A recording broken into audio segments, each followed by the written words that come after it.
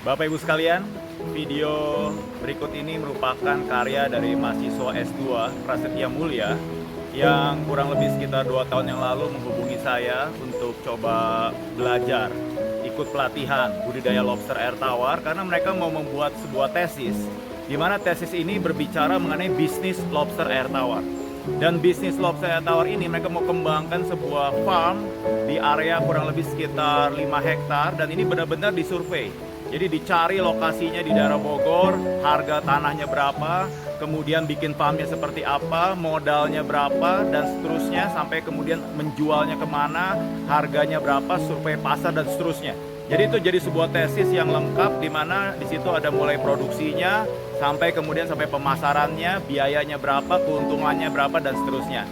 Dan kurang lebih setelah 1 tahun bolak-balik konsultasi, pertemuan dan seterusnya, akhirnya mereka berhasil merampungkan tesisnya dan kurang lebih 2019 yang lalu, akhir 2019 mereka maju sidang dan saya sebagai salah seorang dosen pengujinya juga, dan bersyukur mereka bisa lulus dengan nilai yang sangat baik.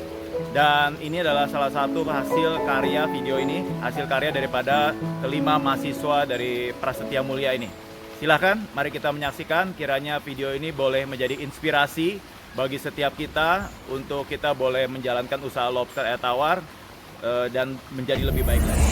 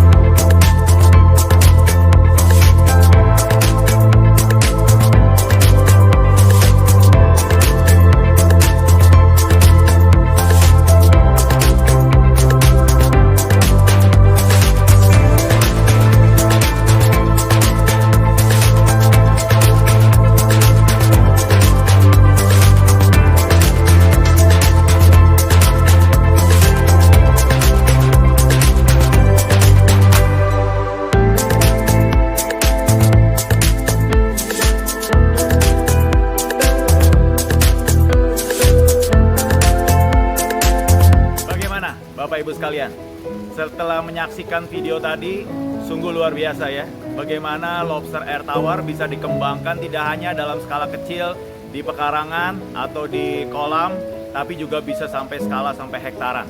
Dan Bapak Ibu sekalian, yang sudah kita saksikan tadi merupakan suatu konsep yang dikembangkan dari suatu konsep yang sudah pernah ada, yang sudah pernah dijalankan, di mana orang mengembangkan ini dalam skala kecil. Jadi hanya beberapa meter persegi di rumah, dan itu sudah bisa dilakukan. Dan ini adalah pengembangan dalam skala yang lebih besar.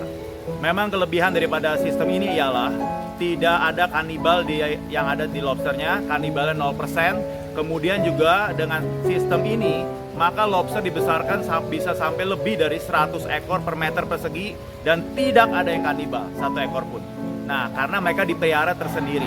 Namun dari kelebihan-kelebihan itu juga ada kekurangannya, yaitu pertumbuhan lobster ketika ditaruh di tempat yang kecil-kecil seperti itu akan pertumbuhannya akan lebih lambat dibandingkan dengan kolam konvensional seperti di belakang saya ini. Nah, Bapak Ibu sekalian silakan menimbang sendiri antara kelebihan dengan kekurangannya. Bapak Ibu sekalian kalau melihat bahwa ini adalah suatu hal yang baik, suatu hal yang bisa dilakukan untuk mengembangkan usaha lobster Bapak Ibu sekalian, silakan dijalankan. Sehingga dunia perlobsteran di Indonesia bisa menjadi lebih maju dan kita bisa lebih berkembang dibandingkan negara-negara lain yang sudah juga menjalankannya. Baik Bapak Ibu sekalian, sampai jumpa lagi di episode yang lain. Salam lobster.